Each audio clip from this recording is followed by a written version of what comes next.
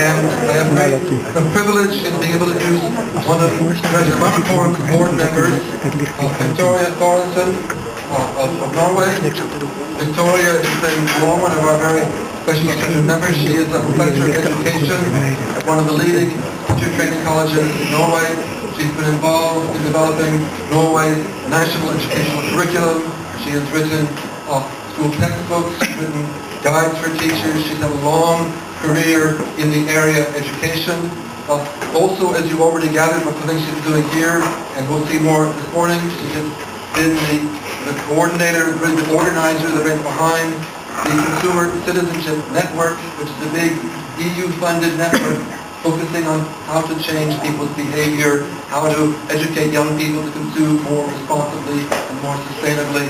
So it's really putting into practice the kind of things that we're talking about here with the next generation and laying a better foundation for the future. So I can't think of anybody better to invite to talk on commitments that lead to change, going from all these ideal things we've been talking about here, the very practical questions of what do we do to live differently? What do we do to make this change something practical and real in our own lives? And with that, I'm happy to let Victoria lead us through this last keynote.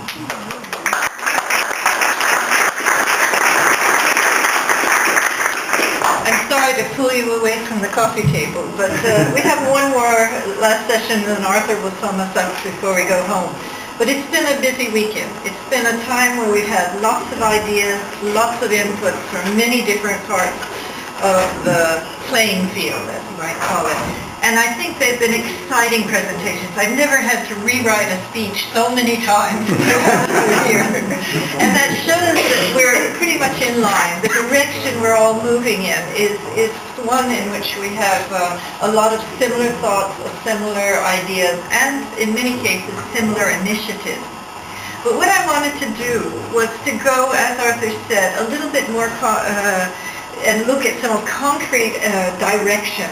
Not only businesses have to do, but the whole sphere of government, businesses, civil society organizations, and individuals.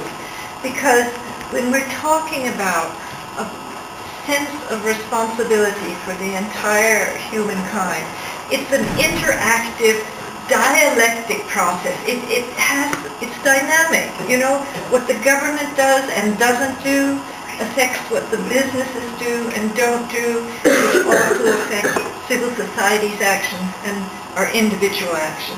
So we need to look at them linked together a little bit. And I haven't got the time or the opportunity now to put up a recipe of concrete things, but I'll give more general reflections on the question of what are commitments that can lead to change. You know, when I sit in the back or during the breaks, a lot of people are talking about, you know, great ideas, and then you hear the echo. But it sounds like utopia. We'll never get there. This is great. This is a lot of nice talk. But if we look at what is in the Baha'i writings about the foundation, the groundwork for global civilization, and it mentions a number of steps. And we've talked about them today, but the first one, which we haven't talked too much about, and which is an interesting question for debate, is to what extent the leaders of the world community have embraced the concept of the oneness of humanity wholeheartedly. And we could say, oh, well, the individual nation states still haven't gotten there. But there is a large movement, of which many of you represent, of individuals on a global plan representing governments, working together on intergovernmental levels to move forward many of the concepts that we have been talking about this weekend. But the interesting thing is, the next two steps are to engage the media and education in spreading these concepts, these values, these spiritual principles we've been talking about, in order to make the larger group of mankind, the you and me, the individuals, be able to do something. And I think this is what is important to look at now. What I thought of doing is taking the metaphor of a rainbow, which is, you know the song, somewhere over the rainbow, birds fly. This is the utopia we're all talking about. But instead of a utopia, I think we could use the metaphor as a kind of a staircase and look at some different commitments, different activities along the way. And the first one we have to think about is the whole idea of having confidence in humanity's capacity to transform itself, to go beyond material restrictions, to go beyond the ideas of greed and the problems that beset mankind today. And these different kinds of negative aspects are what make people passive. They make, when you teach today, I don't know how many of you are teachers, but I teach teachers, and I talk to the teachers as people who are going to become teachers, and they say, our biggest problem is not young people like the ISEC kids who've been here. It's the ones who are passive, who've given up, who think the problems are too big, they're too overwhelming, they're too depressing to do anything. And there are a lot of those kids.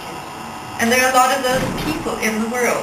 And they don't believe, they don't really have any faith in mankind, in the possibility of having long-term initiatives, of enacting cooperative strategies and partnerships. So what we have to do is to work on establishing this confidence in a number of different capacities. This is a quotation from one of the Baha'i International Community's documents on prosperity of mankind from 1995, where they mention that we need to fundamentally redefine human relationships. And we've talked about that. We've talked about what it means to be trustworthy, what it means to be honest, what it means to be accountable, both in business but also as individuals. We need to reorganize human affairs on all levels. You're doing it in your businesses, right? We've heard wonderful case studies of businesses that have reorganized their consultative processes, their processes of involvement in community, etc. Individuals are changing their patterns of behavior, but also on the larger scale, the reorganization is occurring. We need to radically reorder our priorities, fundamentally reshape institutions of society. I want to stop a second there. We listened to a fine presentation of GRI now. What's happening when we have institutions such as GRI, which are assisting the monitoring of activities all over the globe and reporting back? We're getting new forms of institutions which are assisting the established institutions to attain the goals that we're talking about. And these kinds of new forms and new institutions are necessary. And what shape they will finally take, who knows? They're evolving organically all over the earth. Also is the question of the vast increase in the access to knowledge, intensifying the dialogue between science and religion. We could talk for hours about that, and we haven't had much opportunity here. But I think that when we go and look in detail at the role of science in what we've been talking about the last few days, we have to admit that without the scientific research that has helped us understand our impact on the environment, or our impact on people on other parts of the world, we wouldn't be talking. We wouldn't know what we were talking about. At the same time, it's not so easy to transmit this information to people who haven't thought about it like you all have, or who don't have the frames of reference, or who don't have the education. So our task and challenge is using a way of decoding or translating the scientific results that we're getting, the data, the monitoring, and put it into language that our employees can understand, that our stakeholders can understand, that our kids can understand, that our grandmothers can understand. We need to extend the reach of human abilities. I'll talk more about that when I go into a discussion about education. It means that we have the potential to find answers to a lot of what we've been talking about, which we haven't even begun to realize. And the problem of getting from point A to point B